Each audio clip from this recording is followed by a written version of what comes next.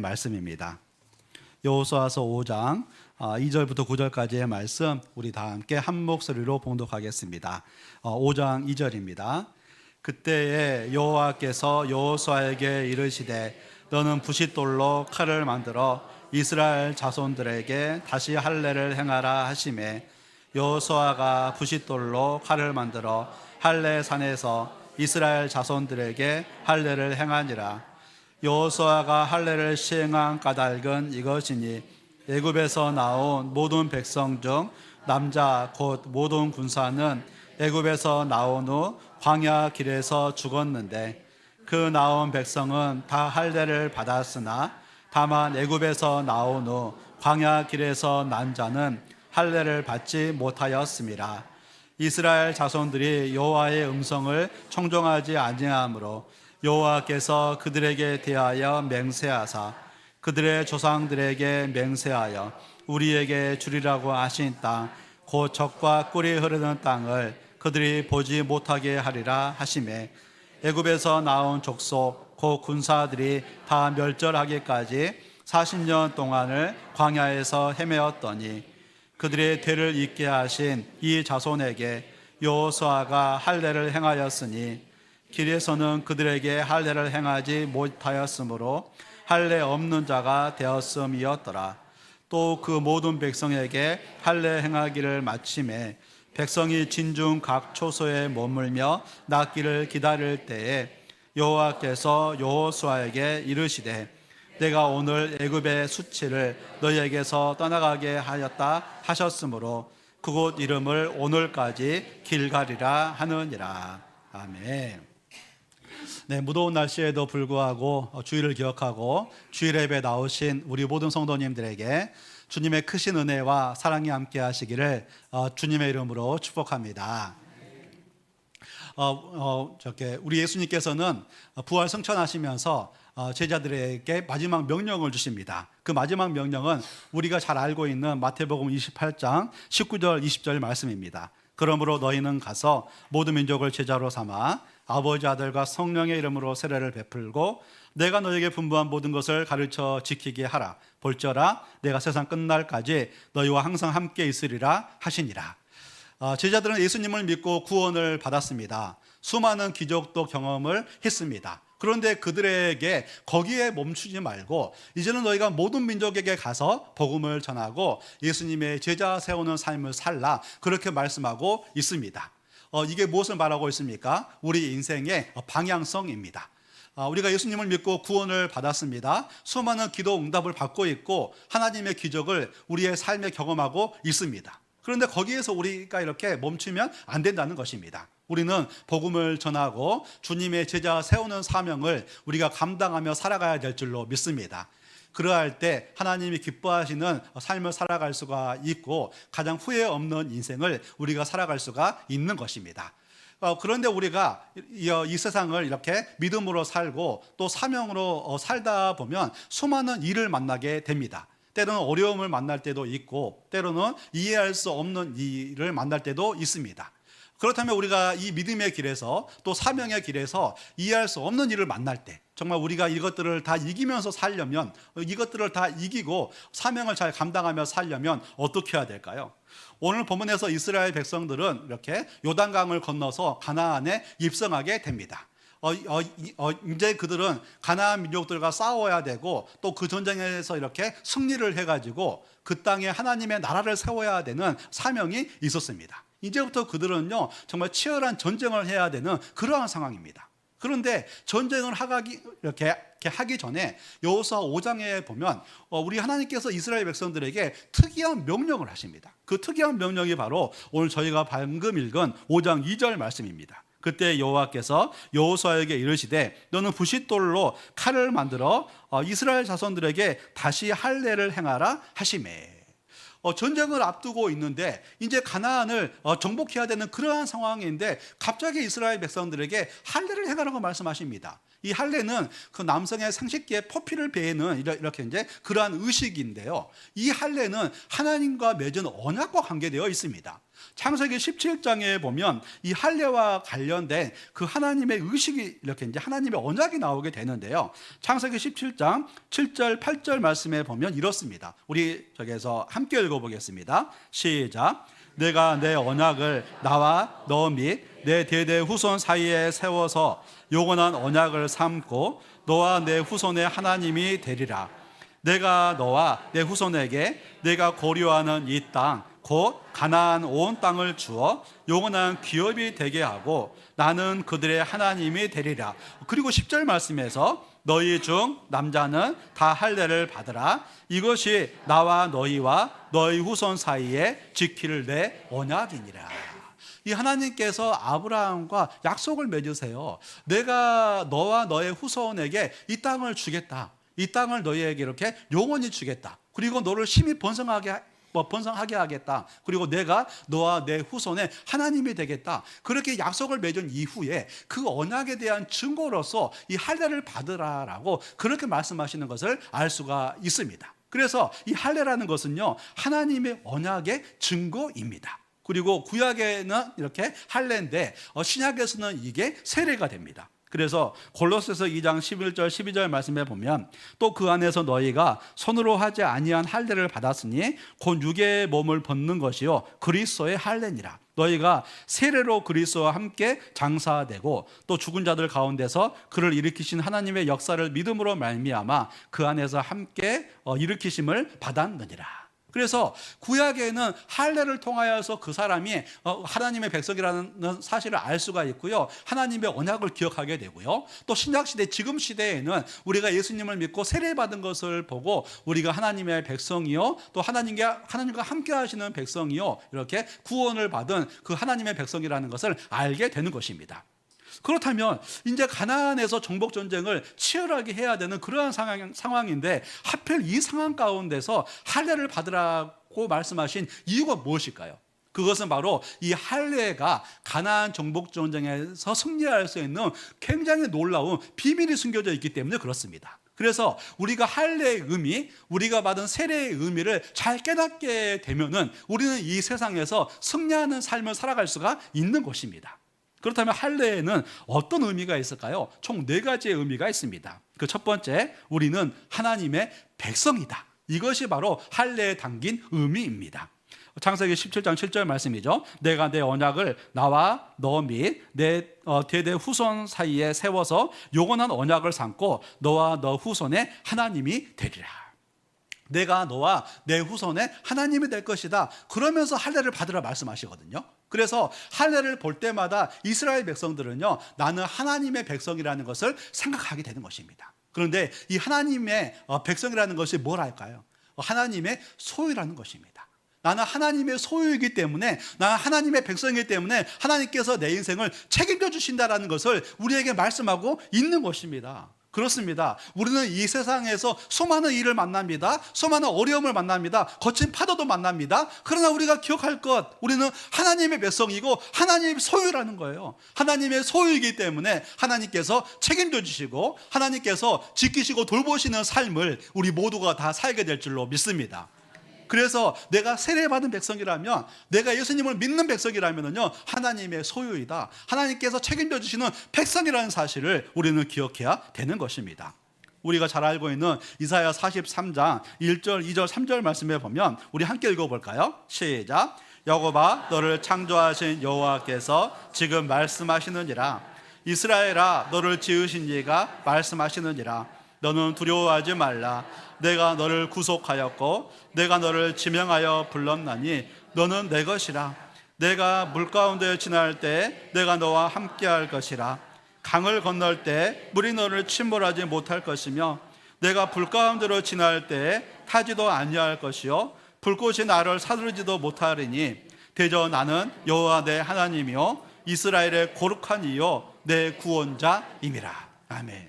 오늘 말씀에서 이스라엘 백성들, 너희가 물 가운데 걸을 때도 있고 불 가운데 걸을 때도 있을 것이다. 너희가 하나님을 믿는다고 해서 너희의 인생 가운데 물도 없고 불이 없는 것이 아니라 물을 만날 때도 있고 불을 만날 때도 있을 것이다. 그런데 세상 사람들과 하나님의 백성의 차이가 뭐냐? 물 가운데 걸을 때도 내가 너와 함께 할 것이고 불 가운데 걸을 때도 내가 너와 함께 할 것이다, 이렇게 말씀하십니다. 그리고 하나님이 함께 하심으로 말미암아 너희가 물 가운데 걸을 때 침몰하지 않을 것이고 너희가 불 가운데 걸을 때 타지 않을 것이다, 이렇게 말씀하세요. 하나님의 돌보심이 우리 삶 가운데 있다는 사실을 우리에게 말씀하고 있는 것입니다. 그리고 이렇게 이스라엘 백성들은 실제 경험하죠. 그들이 홍해바다를 건널 때 마치 육지를 걷듯이 그 물에 침몰하지 않고 그 홍해바다를 건너게 되죠. 근데 그러나 뒤에 쫓아오던 애굽의 군대들은 그 물에 다 침몰해서 죽게 됩니다. 이 다니엘의 세 친구들이 불구덩이에 빠지게 되는데 그 천사가 함께 해가지고 이 불에 타지 않게 하죠. 근데 그들을 빠뜨렸던 이 바벨론의 군사들은, 이렇게 이제 함께 떨어진 군사들은 다 타서 죽는 것을 알 수가 있습니다. 우리가 이 세상을 살면서 질병의 강을 건널 때도 있습니다. 인간관계에 이렇게 어려움의 강을 건널 때도 있습니다. 또 이렇게 이제 저기 때문에 이렇게 자녀 문제 때문에 속썩일 때도 있습니다. 또 취업 때문에 이렇게 진로 때문에 또 사업 문제 때문에 우리가 고민할 때도 있습니다. 그러나 우리가 기억해야 될 것, 그 가운데도 우리 하나님께서 함께 하시고 우리 하나님께서 지키시기 때문에 우리는 거기에 침몰하지 않게 되는 것입니다. 그래서 우리는 하나님이 함께 하시는 하나님의 백성이다, 하나님의 소유이다라는 사실을 늘 기억하며 하나님 앞에 기도하며 이 믿음의 길을 담대하게 걸어가는 삶을 우리가 걸어가야 되는 것입니다. 이렇게 이제 저기에서 독일의 되게 유명한 목사님 중에 보네퍼 목사님이 있습니다.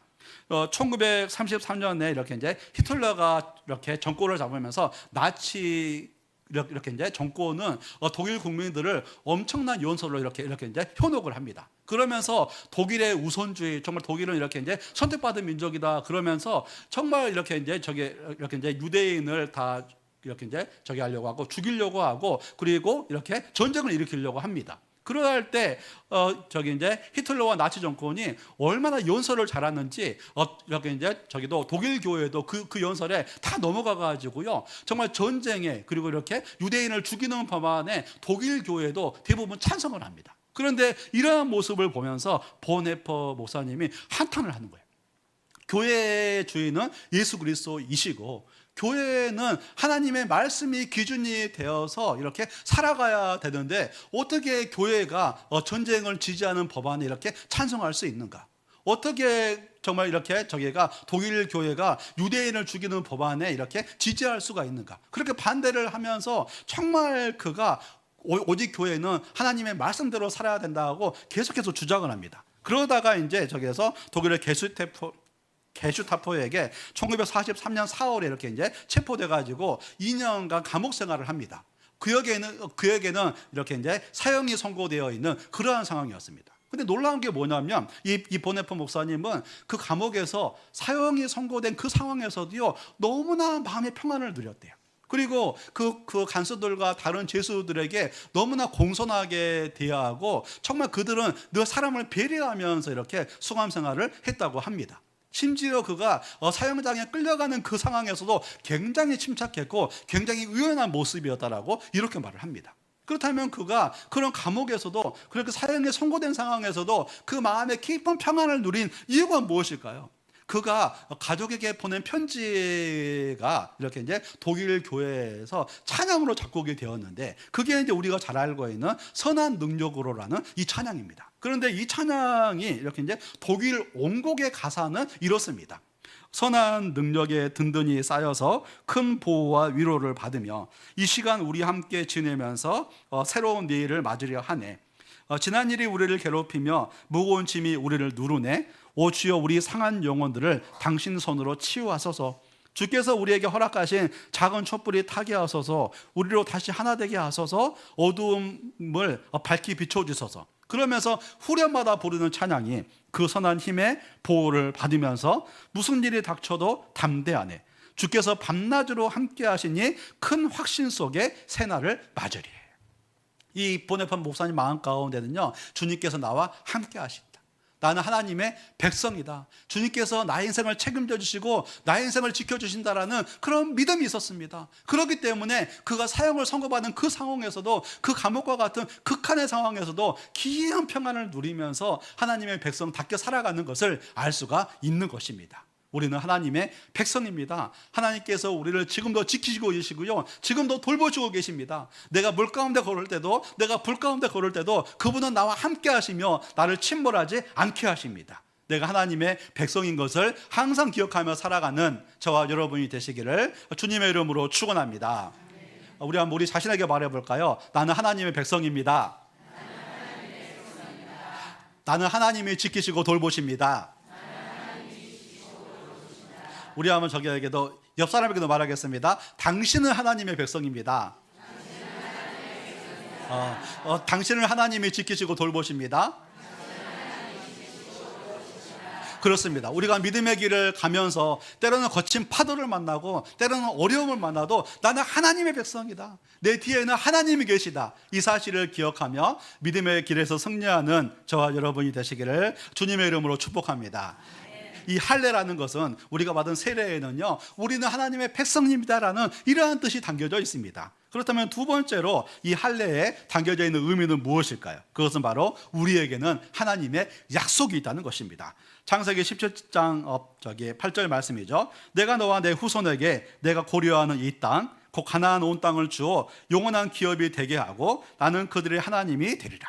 우리 하나님께서는 아브라함과 그의 후손들에게 이 땅을 너에게 주겠다, 영원한 기업이 되게 하겠다라고 주님께서 약속을 하셨어요. 그리고 할례를 받으라 말씀하세요. 그리고 가나안 땅에 입성을 하면서 할례를 받으라고 말씀하시면서 너희에게는 이미 가나안 땅이 주어졌다, 이미 가나안 땅은 너희의 것이다라는 하나님의 약속의 말씀을 확인시켜 주시는 것을 알 수가 있습니다. 그렇습니다. 우리가 이 땅에 살아갈 때 때로는 어려움을 만나고 때로는 거친 파도를 만나지만 우리에게 하나님의 약속이 있을 때, 우리가 하나님의 약속을 기억할 때 승리하는 삶을 우리 모두가 다 살게 될 줄로 믿습니다. 우리는 어떤 하나님의 이렇게 약속이 있습니까? 요한복음 16장 33절 말씀, 이것을 너에게 이르는 것은 너희로 내 안에서 평안을 누리게 하려 함이라. 세상에서 너희가 환난을 당하나 담대하나 내가 세상을 이기었노라. 제자를 너희가 이 세상에서 믿음의 길을 걸어갈 때 환난을 당할 것이다, 당연스럽게 말해요. 너희가 환난을 당할 것이다, 그러나 담대해라, 내가 세상을 이기었다고 말씀하십니다. 우리 예수님께서는요, 시험과 유혹을 이기셨습니다. 비난과 조롱을 이기셨습니다. 죄와 죽음까지 이기셨습니다. 그런데 예수님을 믿는 이렇게 우리도 예수님과 함께 걸어가면 죄와 죽음을 이길 것이고 비난과 조롱을 이길 것이며 시험과 유혹을 이기는 삶을 살 수 있을 것이다, 이렇게 말씀하고 있는 것입니다. 우리는 하나님의 약속을 붙잡고 승리하는 삶을 우리 모두가 다 살아가야 될 줄로 믿습니다. 디모데후서 4장 7절 8절 말씀이죠. 나는 선한 싸움을 싸우고 나의 달려갈 길을 마치고 믿음을 지켰으니 이제 후로는 나를 위하여 의의 면류관이 예비되었으므로 주곧 의로우신 재판장이 그날에 내게 주실 것이며 내게만 아니라 주의 나타나심을 사모하는 모든 자에게도니라. 이 디모데후서는 바울 사도가 디모데에게 보낸 편지인데, 여기 이 편지를 어디에서 보내냐면 로마의 지하 감옥에서 보낸 편지입니다. 그 바울 사도도 역시나 자기가 죽을 날이 얼마 남지 않는 상황이었습니다. 그런데 바울 사도가 감옥 밖에 있는 디모데를 위로하고 있어요. 나는 이러한 상황 가운데 있으니 너무 걱정하지 말라는 거예요. 원래는 누가 위로를 받아야 됩니까? 바울이 위로를 받아야 되죠. 감옥 안에 있으니까 자기가 이렇게 이제 언제 죽을지 알지 못하는 상황이기 때문에 바울이 위로를 받아야 되는데, 감옥 안에 있는 바울 사도가 감옥 밖에 있는 디모데를 위로하고 있어요. 왜 그렇습니까? 마음에 하나님의 약속이 있기 때문에. 선한 싸움을 싸우고 믿음에 달려갈 길을 간 사람에게는 의의 면류관이 예비되어 있다. 여기서 말하는 의의 면류관은 구원과 하늘의 상급을 말합니다. 믿음의 수고를 끝까지 수고한 사람에게는 하나님의 구원과 하나님의 상급이 있으니 너무 두려워하지 마라, 너무 걱정하지 말아라. 그리고 너도 믿음의 길을 달려가라. 주의 나타나심을 사모하는 모든 자에게는 의의 면류관이 예비되어 있으니 내가 죽는다고 해서 너무 걱정하지 마라. 그러면서 믿음의 길을 달려갈 것을 권면하고 있는 것을 알 수가 있는 것입니다. 이것은 모든 그리스도인들에게 주신 하나님의 약속입니다. 우리가 믿음의 길을 끝까지 달려가게 되면 구원을 얻을 뿐만이 아니라 하늘의 놀라운 상급이 예비되어 있습니다. 그래서 우리는 때로는 어려움을 만날 때도 있고 때로는 시험을 만날 때도 있지만 이 믿음의 길을 뚜벅뚜벅 걸어가는 삶을 우리 모두가 다 살아가야 될 줄로 믿습니다. 이 하나님의 약속을 넓게 보면은요, 이 성경 전체 말씀이 이렇게 하나님의 약속입니다. 그래서 우리 안에 하나님의 약속이 있으면은요, 하나님의 이렇게 말씀이 있으면 승리하는 삶을 살아갈 수가 있습니다. 시험이 가끔씩 옵니까? 항상 옵니까? 가끔씩 옵니까? 항상 옵니까? 예, 항상 오죠. 그러면 이 시험을 이기려면 이 말씀을 가끔씩 읽어야 될까요? 항상 읽어야 될까요? 항상 읽어요. 시험은 항상 오기 때문에요. 시험을 항상 이기려면 말씀을 항상 읽어야 되는 것입니다. 말씀이 내 마음 안에 있으면 우리가 승리하는 삶을 이렇게 살아갈 수가 있는 것입니다. 특별하게 여러분 8월 생명여상 큐티 아직 사지 않으신 분들 생명여상 큐티 꼭 사세요. 큐티를 날마다 하시고 그 큐티가 안 되시면 성경 읽기라도 날마다 하세요. 왜냐하면 말씀이 있으면 우리가 승리하는 삶을 살 수 있기 때문에 그렇습니다. 제가 이제 어제 아침에도 이렇게 이제 저기 갔는데 이렇게 생명여상 큐티를 하는데 그 큐티 제목이 뭐였냐면요, 강하게도 하시고 약하게도 하시는 역사의 주권자. 그 단어가 마음에 확 들어오더라고요.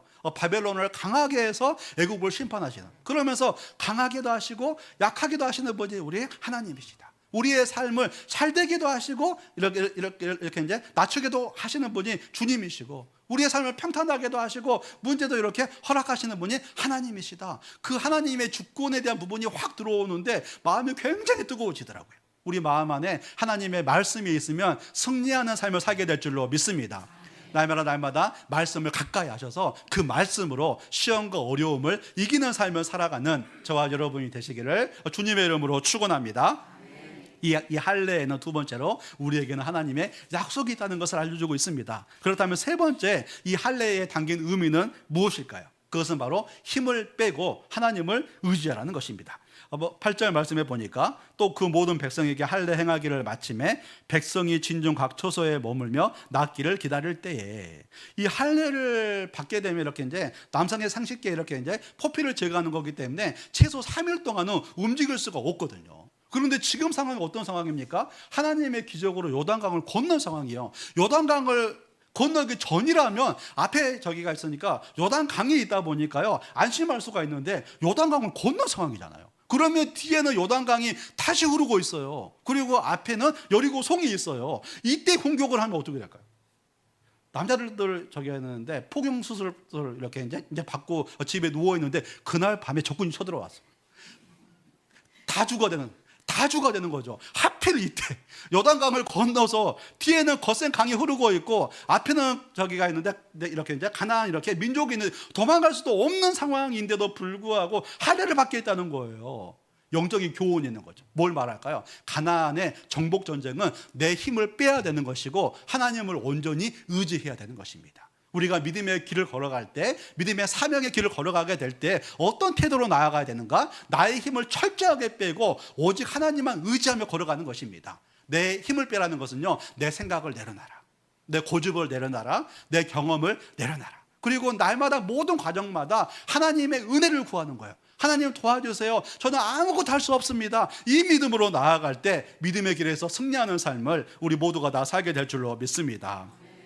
바울 사도는 고린도 교회에서 쓰임받고 있는 형제들을요 이렇게 말하죠. 1장 26절에서 형제들아 너희를 부르심을 보라. 육체를 따라 지혜로운 자가 많지 아니하며 능한 자가 많지 아니하며 문벌 좋은 자가 많지 아니하도다. 고린도 교회가 나는 바울에게 배웠다, 나는 아볼로에게 배웠다, 나는 누구에게 배웠다 막 자랑하고 있었거든요. 그러니까 바울 사도가 핵심을 확 찔러버리죠. 웃기지 마라. 너희 중에 지혜로운 자 많지 않아? 너희 중에 이렇게 능력 있는 자 많지 않아? 너희 중에 문벌 좋은 자 많지 않아? 그렇게 말해요. 그러면서 하나님께서는 이렇게 약한 자를 들어 사용하신다고 말씀하십니다. 왜 약한 자를 들어 사용하실까요? 그것은 바로 나를 이렇게 의지할 수가 없는 거예요. 나를 의지하지 않고 하나님만 의지하며 살기 때문에 하나님께서는 부족한 사람을 들어서 사용하시는 것을 알 수가 있는 것입니다. 예, 어떤 분들은 목사님 저는 지혜도 많고 능력도 많은데요, 그런 분이 있을 수도 있어요. 그런데 그런 분들도 나의 약함을 인정하고 나아갈 때 더 존귀하게 쓰임받는 삶을 이렇게 살 수가 있는 것입니다. 저는 특별하게 설교를 준비하면서 이 부분이 제 마음에 굉장히 크게 와닿았습니다. 힘을 빼고 하나님을 의지해라. 저는 이제 저기에서 목회자로 소명을 받은 이후에 목회를 하고 잘하고 싶더라고요. 그래가지고 제가 부교육자로 있을 때 교회를 선택할 때도요, 제가 배울 수 있는 교회를 이렇게 선택을 했습니다. 그리고 매주 월요일마다 좋다는 이렇게 이제 목회 세미나는 다 다녔어요. 그러면서 제 안에는 어떤 마음이 있었냐면 목회를 잘하고 싶다라는 그런 마음이 있었습니다. 그리고 목회자가 된 지가 26년이 됐어요. 정말 세미나도 다니고 공부도 열심히 하고 이렇게 이제 교회들에서 목회도 열심히 배우고 그러다 보니까 노하우가 많이 쌓였어요. 그러면서 이제는 목회를 어떻게 하면 되겠다라는 것을 이제 제 안에 조금씩 생기기 시작을 했습니다. 그런데 요즘에 저에게 계속 주시는 하나님의 메시지가 뭐냐면 힘을 빼라는 거죠. 참 신기하죠. 많은 노하우가, 많은 연륜이 제 안에 쌓이게 됐는데 요즘에 저에게 주시는 그 메시지는 계속해서 주시는 게 뭐냐면 너의 힘을 빼고 하나님을 의지하라는 거였어요. 그러면서 제가 이 말씀을 준비하면서 할례를 받은 이 백성들을 보면서 다시 한번 깨닫게 되었습니다. 우리가 열심히 준비는 해야 되지만 하나님의 일을 할 때는 내 힘을 빼야 된다. 내 생각을 내려놔야 된다. 내 경험을 내려놔야 된다. 그러할 때 하나님께 더 귀하게 쓰임받는 삶을 우리 모두가 다 살게 될 줄로 믿습니다. 우리 사랑하는 성도 여러분, 지금도 다들 잘하고 계시지만은요, 내 힘을 빼셔야 되세요. 내 생각을 빼셔야 되시고요, 내 고집을 다 내려놓으셔야 되시고요, 하나님 제가 어떻게 해야 될지 말씀해 주세요. 그 마음으로 나아갈 때, 그 처음 마음으로 나아갈 때 우리는 하나님께 더 귀하게 쓰임받는 삶을 우리 모두가 다 살게 될 줄로 믿습니다. 그래서 이 할례의 세 번째 의미는요, 내 힘을 빼고 철저하게 하나님을 의지하는 것. 그러할 때 하나님의 크신 역사를 우리가 경험할 수가 있습니다. 그리고 마지막 네 번째로 이 할례에는 새 피조물이 되었으니 새 역사를 기대하라. 오늘 9절 말씀이죠. 여호와께서 여호수아에게 이르시되 내가 오늘 애굽의 수치를 너에게 떠나가게 하였다 하셨으므로 그곳 이름을 오늘까지 길갈이라 하느니라. 신기하게도 할례를 받았는데 애굽의 수치를 너희에게서 떠나가게 하였다라고 이렇게 말씀하세요. 아니, 할례와 애굽의 수치가 무슨 관계가 있길래?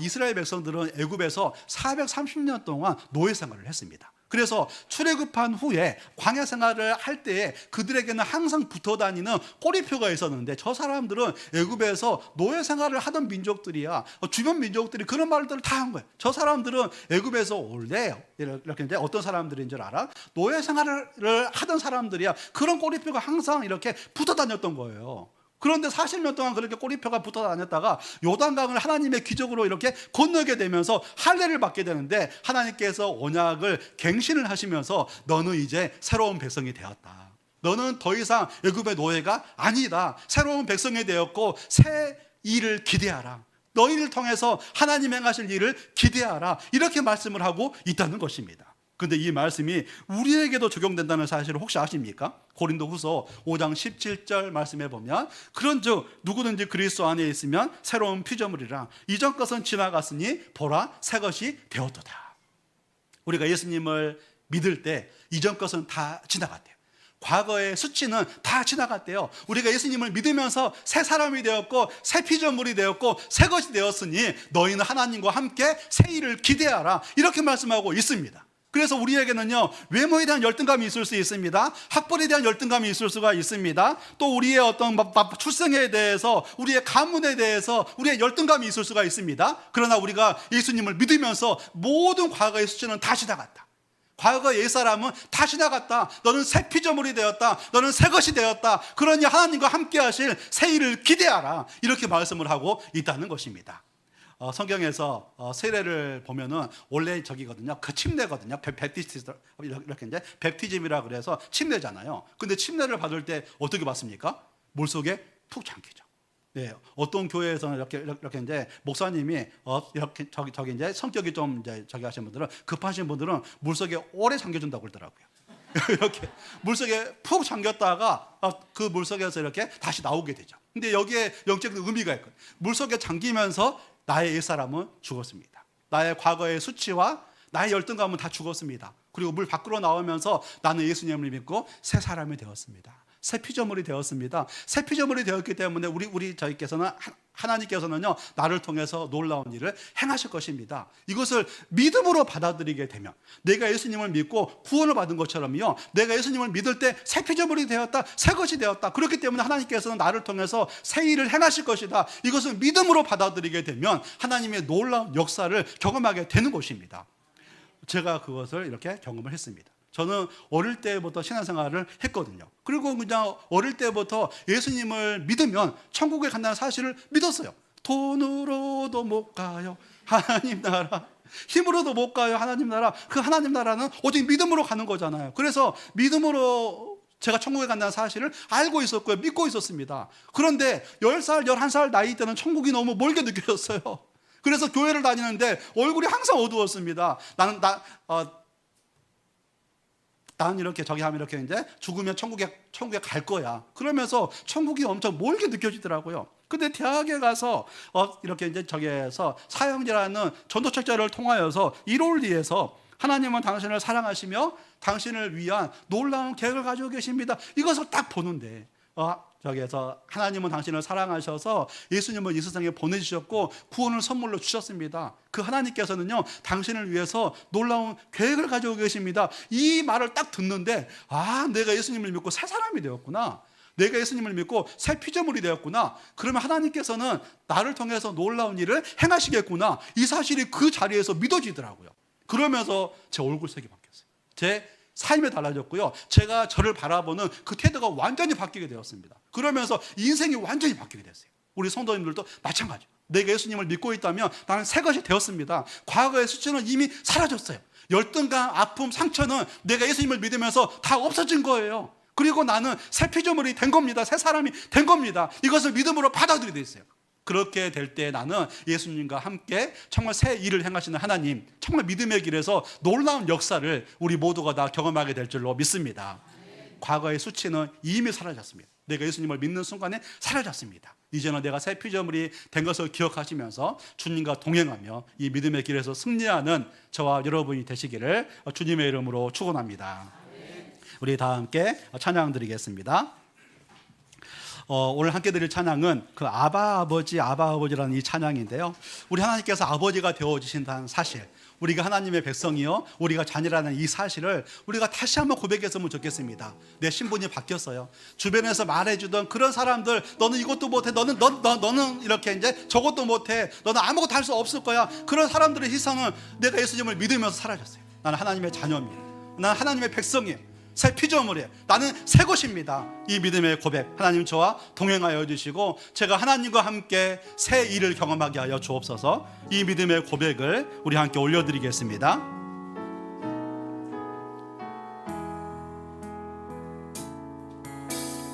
아바 아버지, 아바 아버지, 나를 안으시고 바라보시는 아바 아버지, 아바 아버지, 아바 아버지, 나를 도우시고 힘주시는 아버지. 다시 한번 고백합니다. 아바 아버지, 아바 아버지, 아바 아버지, 나를 안으시고 바라보시는 아바 아버지, 아바 아버지, 아바 아버지, 나를 도우시고 힘주시는 아버지. 주는 내 맘을 고치시고, 주는 내 맘을 고치시고, 볼 수 없는 상처 만지시네.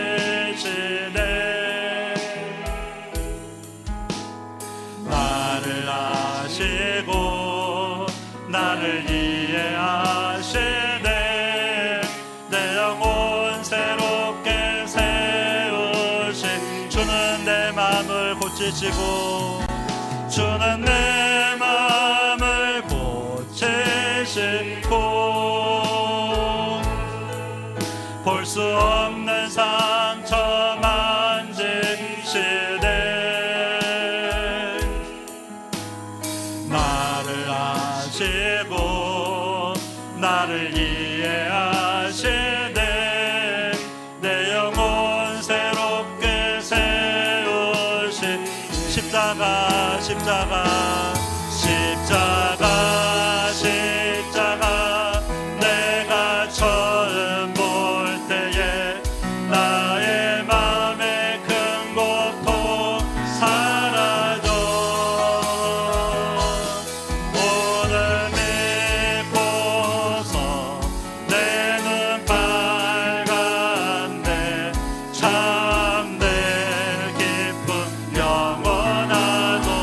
십자가 십자가 십자가 십자가 내가 처음 볼 때에 나의 맘에 큰 고통 사라져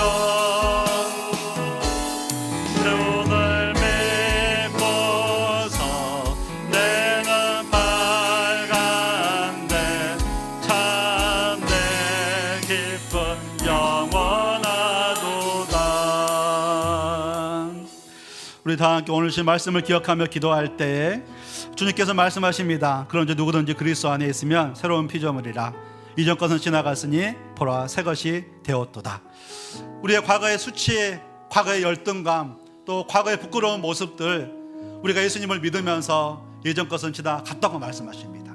그리고 우리는 새로운 피조물이 되었다 선포하시고 너희가 새 것이 되었으니 하나님과 함께 새 일을 기대하며 살라고 말씀하십니다. 우리가 이것을 믿으며 살면 됩니다. 믿으며 살면 되세요. 하나님, 이제 제가 새 피조물이 되었음을 하나님 앞에 인정합니다. 제가 믿음의 길을, 이 사명의 길을 걸어갈 때에 새 피조물이 된 사람으로서 하나님 저를 통해서 행하실 새 일을 기대하며 날마다 주님과 동행하며 믿음의 길을 걸어갈 수 있도록 하나님 붙잡아 주시옵소서. 제가 더 이상 과거에 묶여 살지 않게 하여 주옵소서. 과거의 열등감에, 과거의 수치에, 과거의 부끄러운 모습에 제가 더 이상 묶여 살지 않게 하여 주시고 이제는 새 피조물이 되었으니 앞만 보며 달려가는 우리의 인생이 되게 하여 주시옵소서. 우리의 삶들을 주님 앞에 올려드리면서 우리 다 함께 합심해서 기도하겠습니다. 그러니까 하나님 아버지, 우리가 그리스도 안에서 새 것이 되었습니다. 새 피조물이 되었습니다. 이전 것은 지나갔습니다. 우리의 옛사람은 지나갔고 우리의 과거의 수치와 과거의 부끄러운 모습과 과거의 열등감과 하나님 과거의 모든 아픔들은 다 지나갔습니다. 이제는 하나님 앞에 저희가 새 피조물이 되었습니다. 하나님 앞에 본질적으로 새롭게 되었습니다. 성령을 마음 안에 모시는 사람이 되었습니다. 이제는 날마다 주님과 동행하며 새 일을 행하실 하나님을 기대하며 하나님 저희가 살아갈 수 있도록 도와주시옵소서. 하나님 이것을 믿음으로 받아들이게 하여 주옵소서. 우리가 더 이상 과거의 열등감에 하나님 과거의 그런 부끄러운 모습에 과거의 수치에 묶여 살지 않게 하여 주시고 주님과 동행하며 참 행복한 삶을, 하나님 만족이 되는 삶을, 기쁨이 되는 삶을, 평안의 삶을 우리가 누리며 살아갈 수 있도록 도와주시옵소서. 하나님 아버지 저희들을 붙잡아 주시고 하나님 공의를 베풀어 주시옵소서. 하나님 아버지 도와주시옵소서. 주님 그렇습니다. 이전 것은 지나갔으니 보라 새 것이 되었습니다. 우리의 과거의 수치와 과거의 열등감, 과거의 부끄러운 모습, 과거의 아픔은 지나갔습니다. 이제 내가 예수님을 믿으면서 우리는 새 것이 되었습니다. 하나님 이것을 우리가 믿음으로 받아들이게 하시고 날마다 새 일을 행하실 하나님을 기대하며 행복과 기쁨과 평안 가운데 살아가는 우리 모두가 되게 하여 주시옵소서. 하나님 감사합니다. 예수 그리스도 이름으로 기도합니다. 아멘. 우리 다 함께